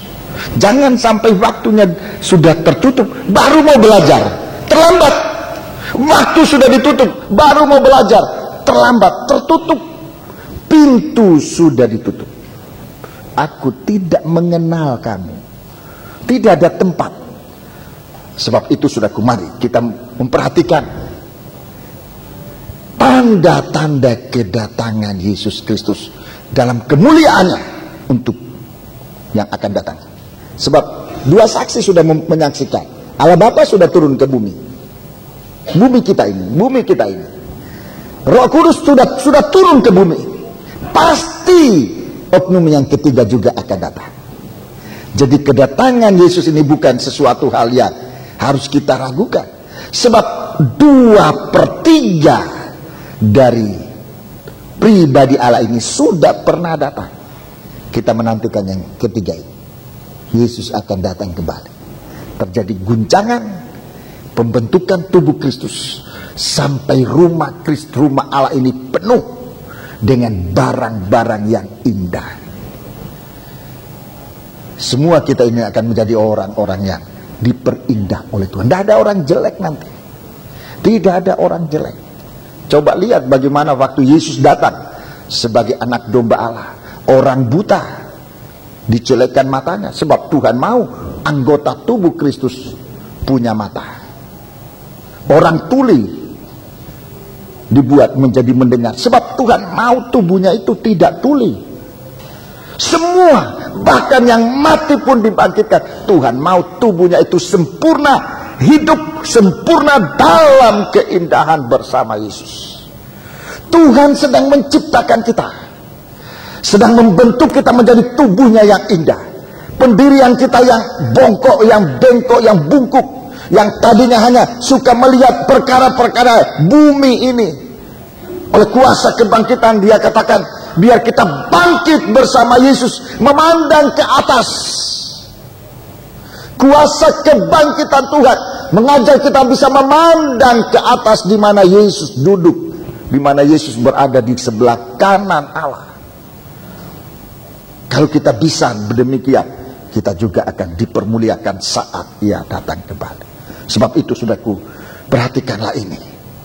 Pintu dibukakan. Ini harus menjadi tema dalam dalam kebaktian, kepenuhan Roh Kudus, kebaktian di mana Roh Kudus kita peringati turun ke bumi ini hari ini. kita memperingati bahwa Yesus akan datang kembali. Gerakan-gerakan ini untuk membawa kita masuk dalam kesatuan tubuh Kristus. Masuk, sungguh-sungguh masuk, mempersiapkan hati kita untuk menerima karunia-karunia. Saudara-saudara yang bermain musik, supaya karunia bermain musik itu ditingkatkan. Yang menyanyi, supaya karunia menyanyi itu ditingkatkan. Semua anggota sidang jemaat dalam tugas masing-masing, supaya tabisan saudara dihidupkan. Jangan setelah dulu sudah ditumpangin tangan, kemudian tidak ada kegiatan. Harus ada kegiatan dalam tubuh Kristus yang memonitor, bukan seorang manusia, tapi kepala. Itulah Kristus. Itu memonitor apa yang saudara sudah ikrarkan di hadapan Tuhan, menjadi seorang pelayan Tuhan. Untuk apa saja, mau berbuat apa, silakan saudara lakukan itu untuk pelayanan, supaya saudara menjadi anggota, menjadi sel dalam tubuh Kristus. Bukan sel yang mati, tapi sel yang hidup. Anggota tubuh Kristus terdiri dari sel-sel yang hidup. Sel-sel yang hidup. Sel-sel yang hidup dinyatakan dalam kebaharuan. Sel-sel yang mati membuat orang jadi tua. Ya, semakin banyak sel kulit yang mati, orang kelihatan kulitnya keriput. Biar dioperasi ulang-ulang, yang namanya selnya mati ya keriput lagi. Sel-sel itu mati, menjadi tua. Tapi di dalam tubuh Kristus, bukan semakin lama semakin sel-sel ini banyak yang mati, tetapi sel yang mati dihidupkan. Itu dalam tubuh Kristus. Sel yang mati dihidupkan sampai satu saat tidak ada lagi sel yang mati dalam tubuh Kristus. Sel itu dihidupkan. Satu saat tidak ada sel yang mati dalam tubuh Kristus.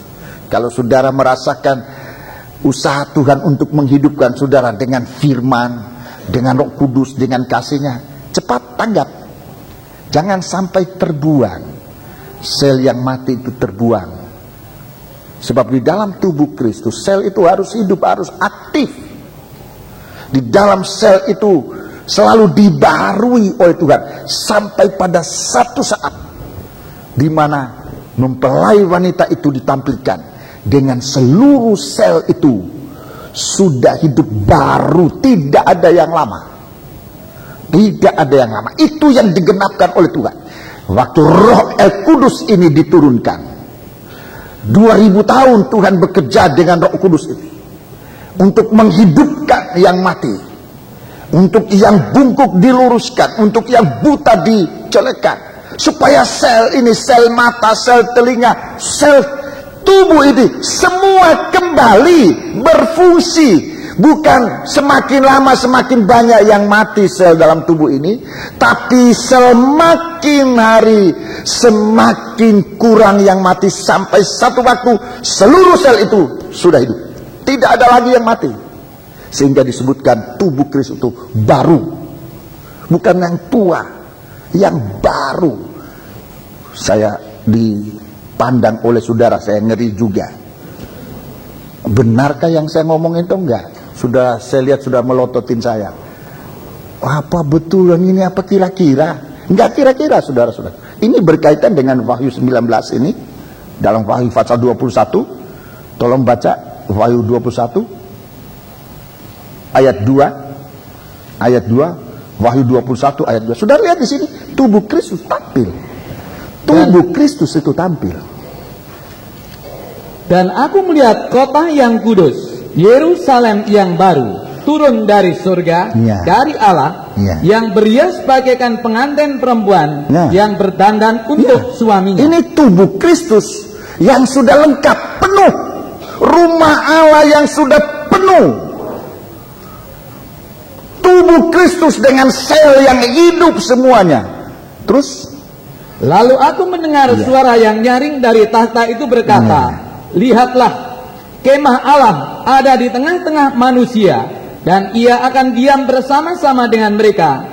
Mereka akan menjadi umatnya, dan ia akan menjadi Allah mereka. Terus. Dan ia akan menghapus segala air mata dari mata mereka. Segala air mata dari mata mereka. Ini tanda kehidupan tua. Ada duka cita itu dihapuskan.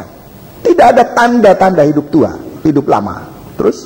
Maut tidak akan ada lagi. Maut itu tanda dari yang lama. Terus? Tidak akan ada lagi perkabungan. Jadi tidak ada maut, tidak ada sel yang mati. Nggak ada lagi. Tidak ada, itu tanda-tanda dari hidup lama. Terus? Atau ratap tangis. Tidak ada ratap tangis. Itu tanda dari yang lama. Terus? Atau duka cita. Atau duka cita. Terus? Sebab segala sesuatu yang lama itu. Ini yang lama, ini semua yang lama. Duka cita, ratapan dan sebagainya. Itu tanda-tanda hidup lama. Ada sel-sel tubuh yang mati. Dan ini Tuhan tidak mau demikian. Tubuh Kristus harus tampil dalam keadaan baru. Ayat 5. Sebab segala sesuatu yang lama itu telah berlalu. Ya, segala sesuatu yang lama telah berlalu. Terus?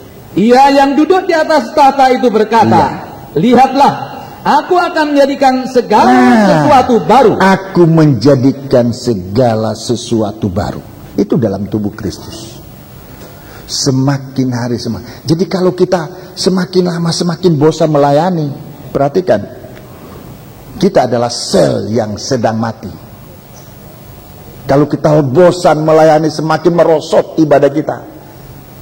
Harus kita sadari, di dalam tubuh Kristus kita menjadi sel yang tua, sel yang bisa mengarah kepada yang mati, atau bahkan sudah mati. Ini harus kita cepat kembali ada kontak hubungan dengan Tuhan. Sebab akhirnya tubuh Kristus segala sesuatu baru. Tidak ada yang lama. Kalau kita sekarang mempertahankan hidup lama akan ketinggalan. Cara hidup lama akan ketinggalan. Kita harus kembali pada cara yang baru. Dan firman-Nya, tuliskanlah, karena segala perkataan ini adalah tepat dan benar. Tepat dan benar. Puji Tuhan. Jadi inilah tubuh Kristus, saudaraku. Kita ini dari segala suku, bangsa dan bahasa. Guncangan ini nanti akan membuat rumah Allah penuh. Penuh dengan yang indah-indah. Itulah tubuh Kristus. Itulah anggota tubuh Kristus. Yang tadinya mungkin barang rusak, dibeli oleh Tuhan. 1 Petrus pasal 1 ayat 18-19 dengan harga yang mahal. Dalam surat Roma pasal 8, barang rusak ini dibetulkan, dibeli, dikumpulkan, dibetulkan untuk masuk dalam kemuliaan. Saudara percaya? Saudara percaya? Kalau di sini ada orang jahat, tidak ada orang lain tahu bahwa sungguhnya kita ini jahat. Tapi kalau kita mengaku, aku ini orang jahat Tuhan, ya saudaralah yang akan dibeli oleh Tuhan. Saudara sedang menjadi perhatian Tuhan untuk dibayar oleh Tuhan dengan harga mahal. Kemudian dipilih oleh Tuhan, ditempatkan pada tempat apa saja. Ditempatkan pada tempat apa saja. Dan kita merasa tidak layak, tidak cocok. Rasul Paulus mengatakan bagaimana dia itu rusak. Bagaimana dia itu rusak, tetapi oleh darah Kristus. Yesus telah datang dengan darahnya yang menebus kita. Dengan kasih karunia Rasul Paulus merasakan itu. Saudara-saudaraku, dia dipakai dan dia menulis dalam surat Roma ini. Baiknya dibaca sebelum kita mengakhiri kebaktian ini. Surat Roma pasal yang ke-8. Surat Roma pasal yang ke-8.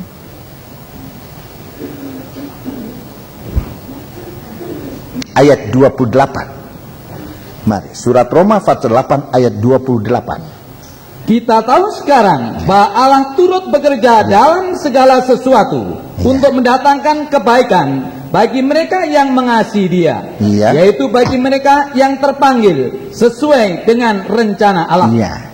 Dipanggil bukan tanpa rencana Allah. Perhatikan, tidak ada yang kebetulan. Kita dipanggil sesuai dengan rencana Allah. Masalahnya sekarang adalah kita ini mengerti rencana Allah atau tidak dalam hidup kita. Itu masalah.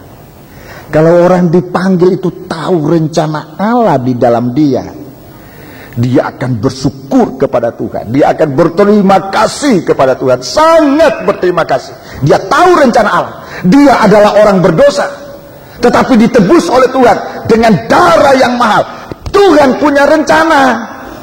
Dia dipanggil dengan rencana Allah. Tuhan panggil kita disertai dengan rencana Allah dalam kehidupan kita. Dan saya bersaksi, dan kesaksian ini tidak pernah akan bisa berubah. Sebab saya mengalami bahwa Allah dalam memanggil kita tidak pernah menipu kita. Ini kesaksian saya, tidak pernah akan berubah. Berulang-ulang saya saksikan. Saya mengalami itu. Tuhan memanggil kita, punya rencana, dan dia tidak pernah merugikan kita. Sebab apa yang kita tinggalkan, memenuhi panggilan Tuhan dibanding dengan rencana Allah, sungguh sangat indah. Bagaimana tidak sangat indah? Kita dipanggil oleh Tuhan tinggalkan hidup lama, Tuhan berikan kita hidup yang baru. Apa ini bukan satu keuntungan? Kita tinggalkan dosa, Tuhan kasihkan kesucian. Tuhan selalu menggantikan segala sesuatu yang kita tinggalkan itu dengan sesuatu yang indah. Saudara-saudara, itu panggilan Allah. Tetapi kita harus mengerti rencana Allah dalam panggilan kita. 29. Sebab semua orang yang dipilihnya dari semula, mereka juga ditentukannya dari semula untuk menjadi serupa dengan wujud anaknya. Ini keindahan seperti anak Allah wujudnya.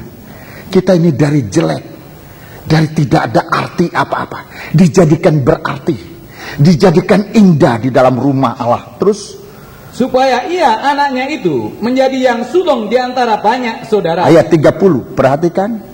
Dan mereka yang ditentukannya dari semula, mereka itu juga dipanggil. Yang ditentukan itu yang dibeli, yaitu dibelinya dengan darahnya.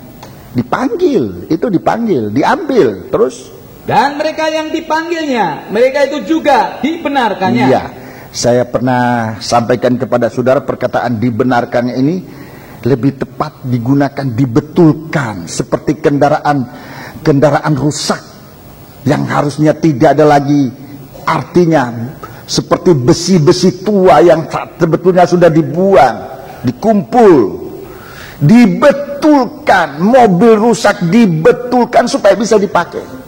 Kehidupan kita yang tadinya sudah rusak dibeli oleh Tuhan, mau dibetulkan oleh Tuhan. Dibeli, dipanggil, bukan cuma dipanggil, dibawa ke rumah Allah untuk dibetulkan. Saudara-saudara para siswa, ingat kehidupan dulu bagaimana saudara dipanggil di dalam sekolah ini, saudara dibetulkan bagaikan kendaraan yang mungkin bannya sudah bocor, sudah tidak karu-karuan, tidak bisa jalan lagi, tidak bisa berguna. Tuhan perhatikan, mesinnya mungkin sudah berkarat, dibersihkan, dibetulkan. Semua yang dipanggil itu dibetulkan. Terus dan mereka yang dibetulkan, yang dibetulkan ini kalau mau dibetulkan, kalau dia mau dibetulkan, kecuali tidak mau dibetulkan ya sudah.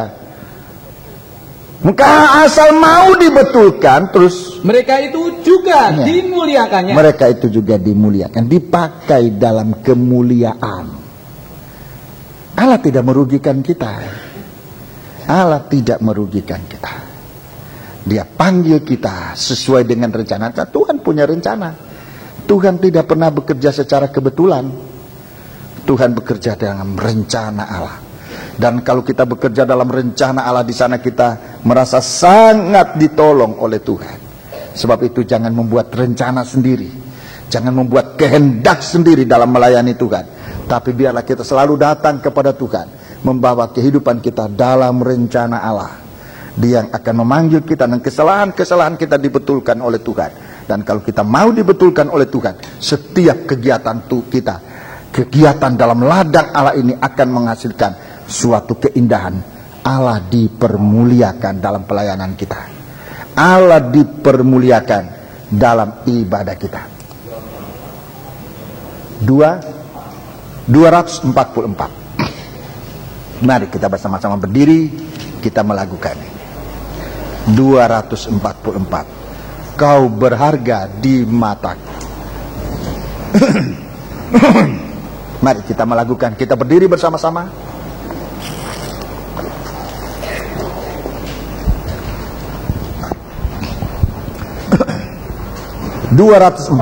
Kau berharga di mataku.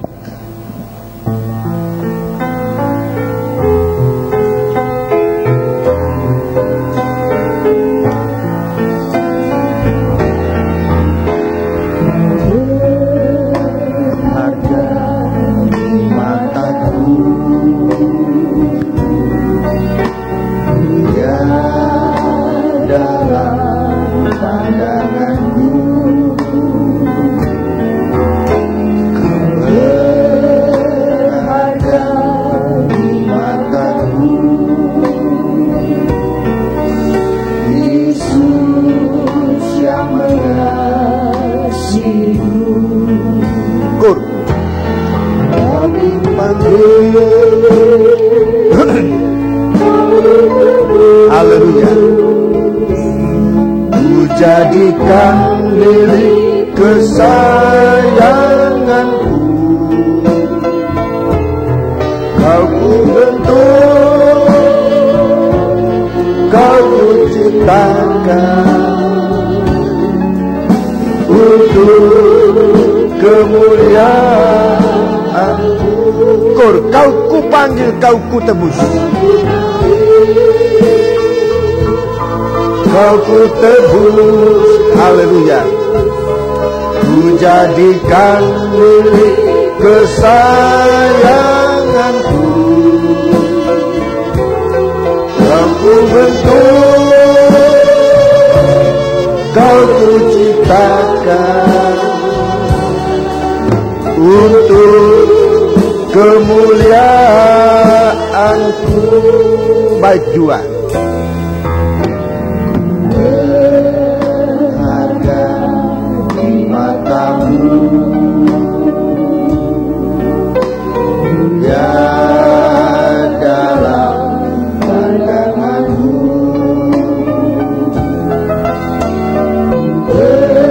Berharga di matamu, aku yang mengasihi. Ku dipanggil, ku ditebus, ku dipanggil, ku ditebus,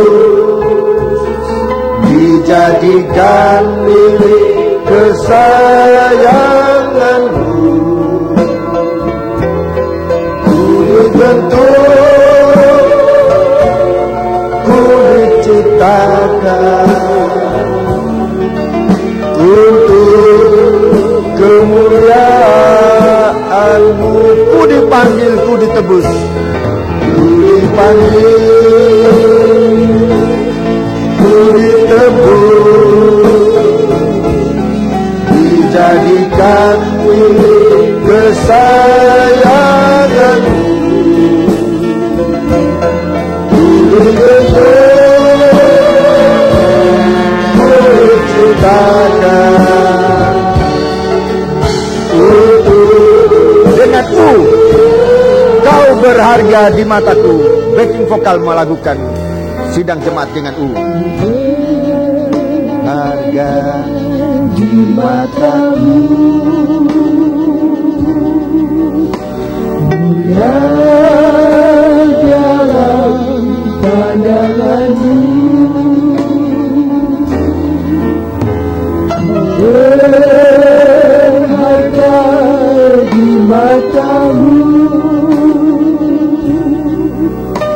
Yesus yang mengasihimu. Ulangi, kau berharga, kau berharga di mataku, mulia dalam pandangan. Mulia dalam pandangan-Mu. Kau berharga di Kau mataku. berharga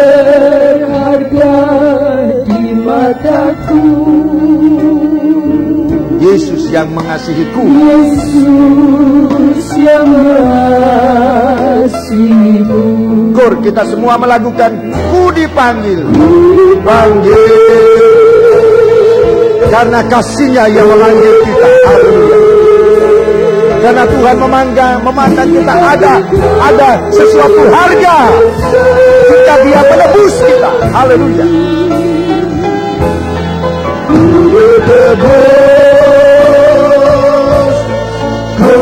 Diciptakan, haleluya, untuk kemuliaan. Ku dipanggil, ku ditebus.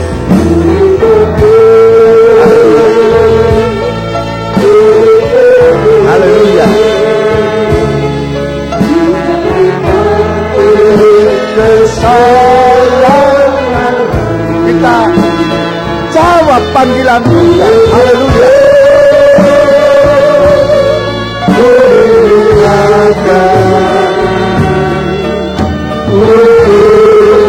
Kemuliaan, ku dipanggil, ku ditebus. Ku dipanggil, ku ditebus. Dijadikan milik kesayangan-Mu. Ku dibentuk, ku diciptakan. Kita angkat tangan kita dua ke atas. Dengan kita lakukan kor. Aku Engkau panggil. Engkau menebusku, oh Tuhan. Engkau menjadikanku milik kesayangan-Mu. Engkau membentuk, Engkau menciptakan untuk memuliakan Engkau, Tuhan. Kor dengan ukur.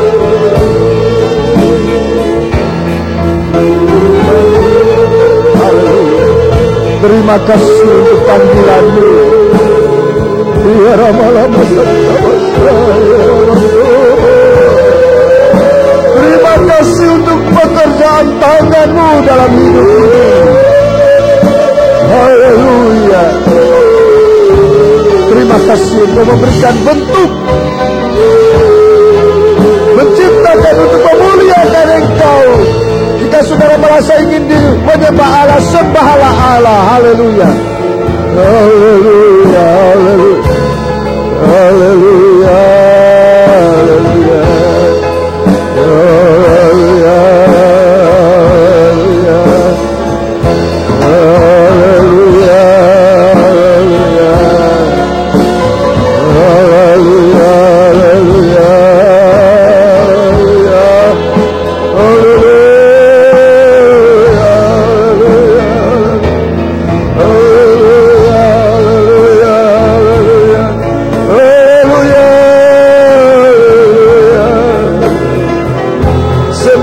Allah sebagai rasa tanda terima kasih-Mu kepada Tuhan, sebab menebus kita dengan darah yang mahal. Haleluya. Haleluya. Haleluya. Terima kasih Tuhan. Haleluya. Ya Rabbal terima kasih Tuhan. Terima kasih. Haleluya. Haleluya. Dari hidup yang terbuang, yang terserak, yang terluka-luka di tengah-tengah dunia ini, Tuhan, Engkau menemukan hamba-Mu, Engkau menebus dengan darah-Mu, Tuhan. Haleluya. Terima kasih hari ini, oh Tuhan, kami menyaksikan kebaikan-Mu. Haleluya. Haleluya. Haleluya, haleluya. Engkau mempunyai rencana dalam masing-masing kami.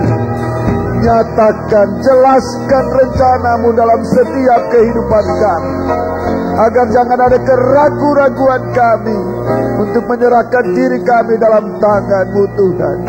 Nyatakan, jelaskan rencanamu dalam kami, biar kami mengerti beribadah kepada Engkau Tuhan, mengarah kepada pembangunan tubuh-Mu. Biar kami mengerti pelayanan Engkau sediakan bagi kami untuk kemuliaan Engkau, mengarah kepada pembentukan tubuh-Mu. Bersama Engkau akan ditampilkan dalam kemuliaan. Sungguh indah sasaran Engkau berikan kepada kami, tapi mata kami banyak kali dikaburkan dengan perkara yang lain. Perhatian kami banyak kali diganggu, oh Tuhan. Tapi pada pagi hari ini, teguhkan hati kami ya Tuhan. Terima kasih. Tolong kami ya Bapa. Terima kasih Tuhan, terima kasih. Terima kasih Tuhan, terima kasih. Kami berdoa buat seluruh sidang jemaat. Taruh tangan di atas hatimu. Jika saudara merasakan ada keraguan, taruh tangan di atas hatimu. Jika saudara merasa sudah ada ketetapan dari Tuhan untuk mengikut Tuhan, untuk melayani Tuhan, untuk beribadah kepadanya dengan sasaran yang tepat, yaitu menjadi anggota tubuh Kristus, taruh tangan di atas hatimu. Bapa, haleluya, haleluya.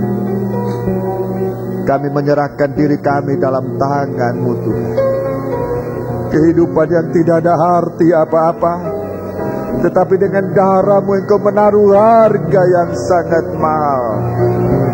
Tuhan, kami tidak ingin menggunakan nilai yang Engkau berikan dalam kehidupan kami untuk kepentingan diri kami yang akan binasa Tuhan. Tapi kami menyerahkan hidup ini dalam tangan-Mu. Kami ingin membaharui penyerahan kami setiap kali. Kami ingin membaharui tahbisan kami Tuhan dalam pelayanan ini, supaya saat Engkau datang, kami sudah dalam keadaan dibaharui secara penuh Tuhan. Terima kasih. Terima kasih Tuhan. Terima kasih. Terima kasih. Terima kiranya penyerahan kami, dan nyatakan selalu Engkau membaharui kami Tuhan dengan kekuatan-kekuatan daripada Engkau sudah nyatakan dalam kami. Haleluya.